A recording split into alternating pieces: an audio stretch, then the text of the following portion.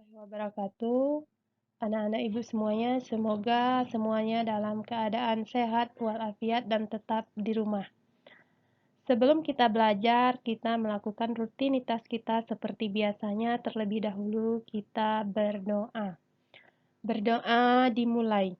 A'udzubillahi minasyaitonirrajim. Bismillahirrahmanirrahim. Rabbi zidni ilman warzuqni fahman. Ya Allah, tambahkanlah kepadaku ilmu dan berilah aku karunia untuk dapat memahaminya. Amin. Oke anak-anak, pertemuan pertama kita Kitab suci umat Islam Al-Quran. dan pertemuan pertama kita melalui daring.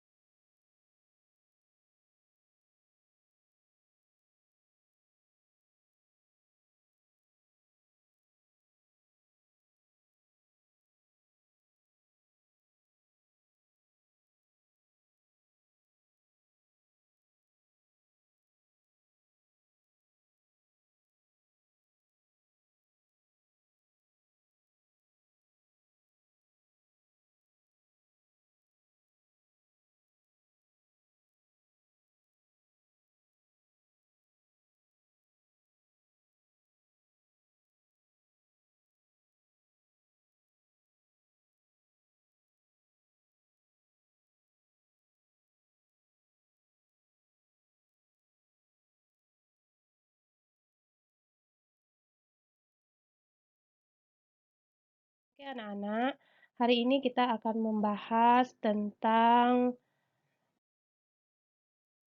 hari kiamat atau hari akhir. Ingat anak-anak, kita harus banyak-banyak membaca Al-Quran karena Al-Quran itu nanti yang akan membantu kita di hari akhir.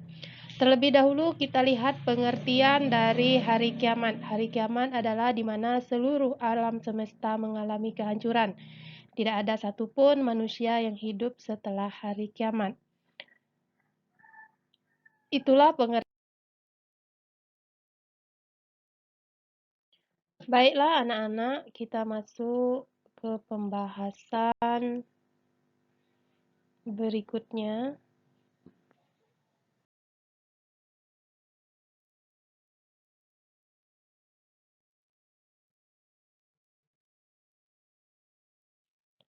Nah, Ini anak-anak, yang pertama itu adalah kiamat sugro atau kiamat kecil. Dalam bahasa Arab, sugro artinya kecil. Dalam hal ini, kiamat sugro adalah kehancuran sebagian kecil dari alam semesta. Contohnya seperti tsunami, gempa bumi, longsor, banjir, ataupun ada orang yang meninggal, itu namanya adalah kiamat sugro atau kiamat kecil. Kemudian yang kedua ada kiamat kubro. Kiamat kubro ini dalam bahasa Arabnya artinya besar. Dalam hal ini, yang dikatakan dengan kiamat kubro itu adalah hancurnya alam semesta ini beserta isinya. Di saat itu malaikat meniup sangkakala. Anak-anak tahu malaikat apa yang meniup sangkakala, yaitu malaikat Israfil. Kita sudah bahas pembahasan tentang 10 malaikat itu pada waktu kelas 5 ya. Semoga anak-anak semuanya masih ingat. Kiamat kubro ini terjadi dimulainya dengan tiupan trompet sangkakala tersebut. Kemudian kita masuk lagi ke pembahasan berikutnya. Di mana di dalam Quran surah Al-Anbiya ayat 47 juga dikatakan di sana sebagaimana artinya kami akan memasang timbangan yang tepat pada hari kiamat, maka tiadalah dirugikan seseorang barang sedikit pun jika amalan itu hanya seberat biji sawi pun. Pasti kami mendatangkan pahalanya, dan cukuplah kami sebagai pembuat perhitungan. Ingat anak-anak, sebesar apapun kamu berbuat kebaikan, maka pada hari akhir nanti semuanya akan diperlihatkan. Dan sebesar apapun kamu membuat kejahatan selama kamu hidup, maka juga akan diperlihatkan. Agar kita menjadi golongan orang-orang yang beriman, maka perbanyaklah berbuat baik di dalam kehidupan. Contohnya sangat banyak anak-anak dalam kehidupan sehari-hari kalian, di dalam keseharian kalian, baik di sekolah, di lingkungan rumah, ataupun di lingkungan masyarakat. Contohnya sederhana. Berbuat baik contohnya di lingkungan sekolah, memberi teman yang tidak memiliki pena saja, jika kamu memberinya dengan ikhlas, maka kamu akan mendapatkan pahala.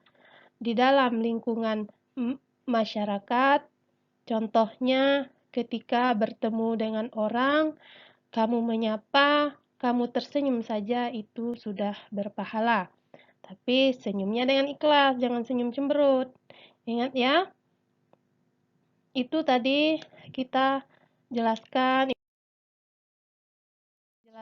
secara singkat saja tentang hari kiamat ini. Kemudian di sini nanti setelah anak-anak melihat materi tentang hari kiamat ini, setelah anak-anak mendengarkan, Ibu berikan tugas untuk membuat 5 soal dari materi hari kiamat tadi yang Ibu jelaskan di atasnya tadi.